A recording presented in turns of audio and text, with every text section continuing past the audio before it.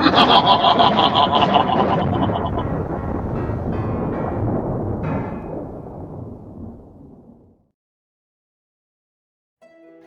there, horror fanatics! Welcome back to Cleaving Thought from Bone with your host, Sociopathic. Space. It's said to be the final frontier, but then again, nothing is more final than death. So, before you venture into your final adventure, dim your lights and return your trays to their upright position.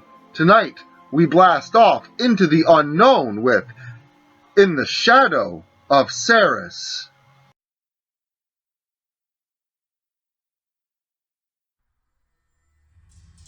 I've heard it said that in space, no one can hear you scream. However, due to the new wide-range Servotech communicators recently installed into our suits, that was no longer the case.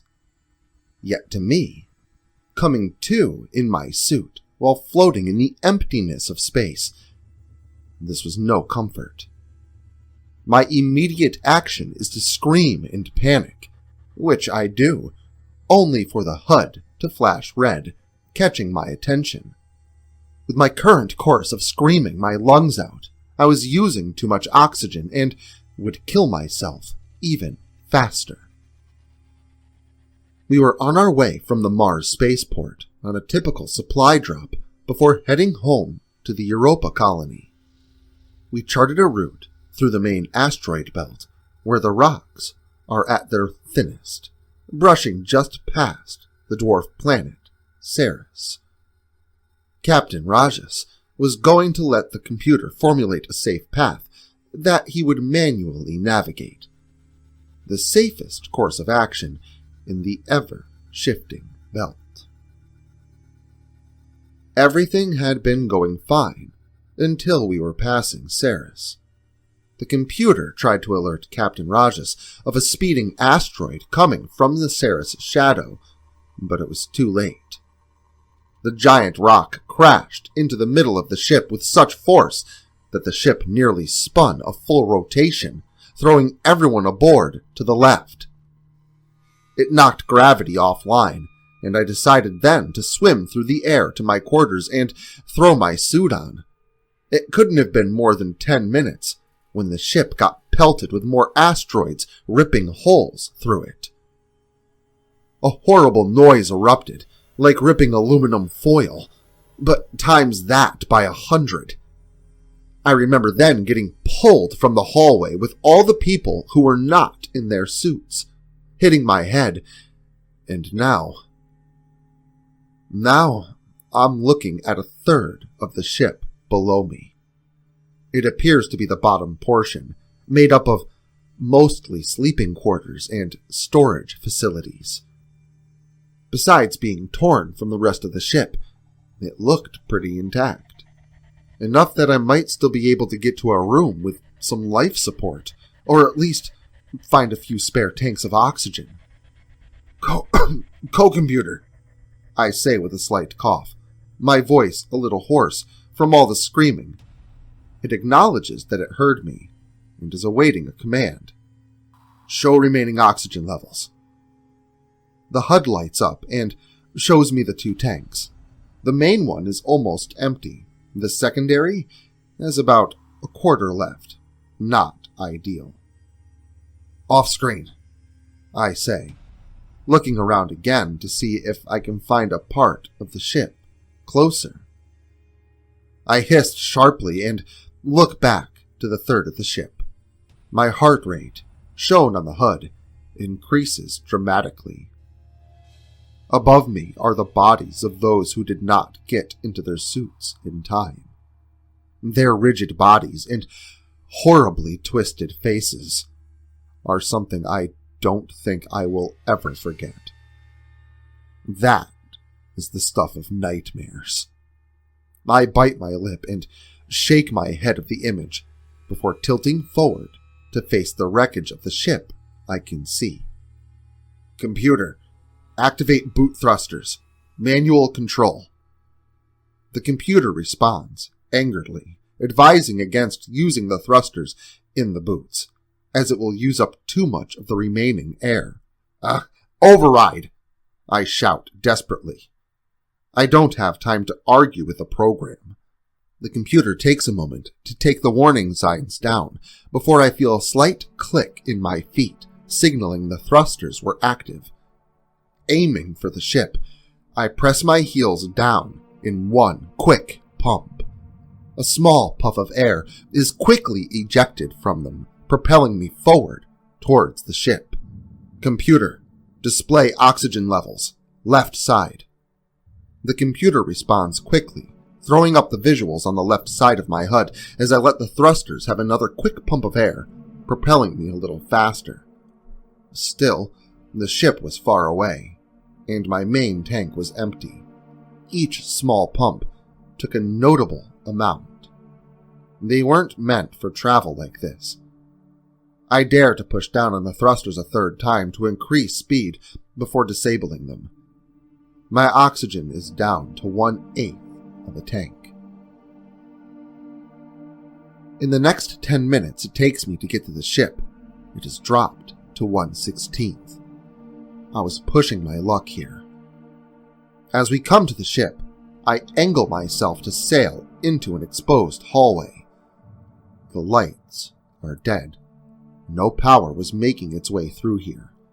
Hopefully the doors have power, or I can muster up enough strength to manually open them. Each room should have at least one tank of air. As long as I can get into one and replace my tank, I should be fine to get somewhere I can send out a wide-range message that another ship may pick up. As luck would have it, the doors to the quarters, in fact, did not have any power, and the manual handles would not budge. The hallway seemed to stretch on forever, but I knew it had to have an end somewhere. I pause, looking at one of the doors, trying to think. The tank is nearly empty, holding on to a sliver of air. Beginning to really understand that I'm about to die, I yell out loudly and grasp the manual handle on the closest door and pull with all my might. The door lurches for a moment before hissing open. The room is dark, but I turn on the computer's headlamp and glide in.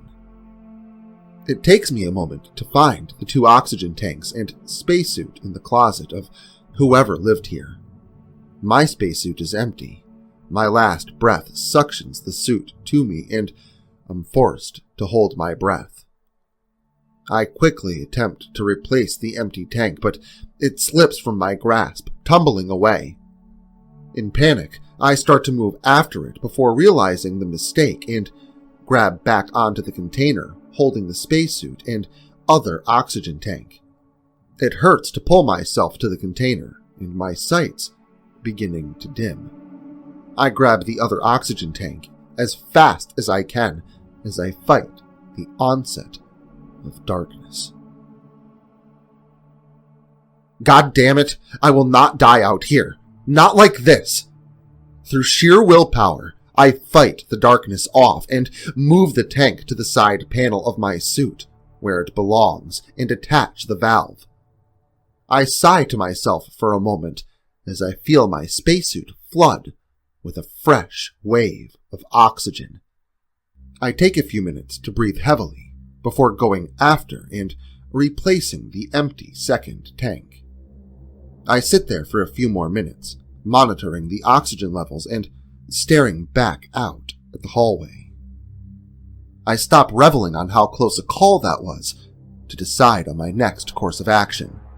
Computer, do a low sweep scan for any doors with power. The computer begins its scan, and I feel a surge of relief as the main door at the end of the hallway still had power. With luck, the rest of the ship past that did as well, and I would be able to rig up some kind of long-range communications through my suit's wide-range Servotech communicator. Feeling a little better about my situation, I kick off the walls of the room and float towards the door. No air thrusters needed to traverse the ship now, I make my way down the long hallway and can't help but think of all the bodies I had seen, and feel very lucky the room I had forced my way in hadn't contained more.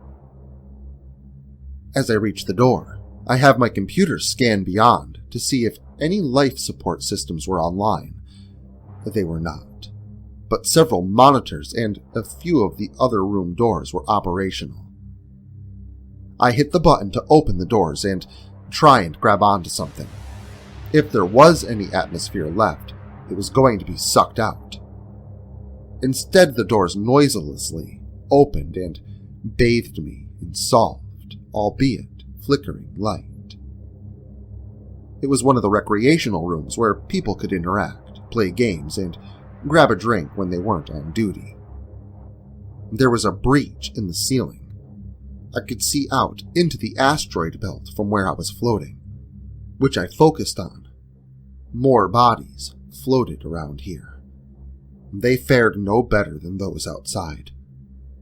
Braving myself to face the horrible twisted figures around me, I muster up enough courage to move and do my best to ignore the bodies as I search for the nearest monitor. I grimace as I push a few bodies out of my way and shudder as they effortlessly glide away. I fight the urge to vomit as I turn away and look at the monitor. I bring up the communications menu and type in my personal code to manually start a distress signal. The ship's black box would be in the helm, and that was not attached to this portion of the ship. I needed them to know that I was here so that they would come and find me. I use my wide-range servotech communicator to then put out a looping message requesting rescue. Once it's done, I sigh and close my eyes for a moment. I'm feeling shaky, and it's hard to open my eyes. Hard to do much of anything, really. Everything feels heavy. Am I just too tired? Maybe I can just rest my eyes for a few minutes.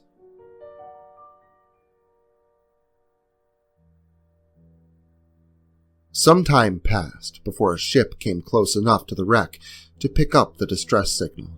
They were able to recover many of the supplies meant for the Europa colony. They were about to take off when they decided to do a deep scan for any traces of life. There, they found a small section of ship where the sensors were picking up a faint signal from a wide-range servotech communicator. A small team was sent out to investigate and bring back anything usable. 2 men went in first. Using their boot thrusters to navigate through the ship, they easily maneuvered through the short hallway, easily forcing their way into several of the rooms, marking available spacesuits, oxygen tanks, communicators, and the like, before making their way into the final room, where a filled spacesuit drifted lazily in the air. There was a hanging spacesuit and 1 full oxygen tank. The second one drifted around the back of the room. "What do you think happened to this guy?" asked a burly man, his one-size-fits-all spacesuit nearly stretched to its limit. "Well, he's dead," responded the other man, sporting a mustache and some thick-rimmed glasses. "Well, yeah, look how peaceful he looks. How do you think that happened?" The mustachioed man marked the unusual spacesuit and oxygen tanks before turning to his partner. "He must have died sleeping. Most likely passed out from losing too much oxygen. As the brain died, it released a chemical called DMT. He probably sailed into oblivion in a dream. Better that than how his fellow crew members did. Poor guy. He was so close, too," the big guy said, indicating the oxygen tanks. "Yes, well, better this way than the others here." The mustachioed man repeated. "Now pick him up and let's be on our way so the retrieval crew can come pick up the few salvageable things. Captain won't be happy if we leave him. He needs to be cremated with the rest and sent into Jupiter's Eye." The big guy nodded solemnly and grabbed the body, and the 2 used their boot thrusters to navigate out of the ship to their own. A retrieval team sent out for supplies before abandoning the sections of ship to the asteroid belt.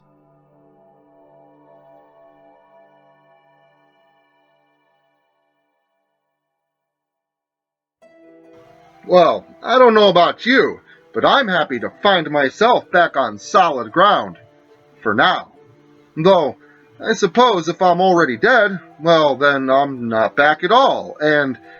Well, anyway, before I depart on my next adventure, remember to stop by again next Saturday for some more grim tales of terror.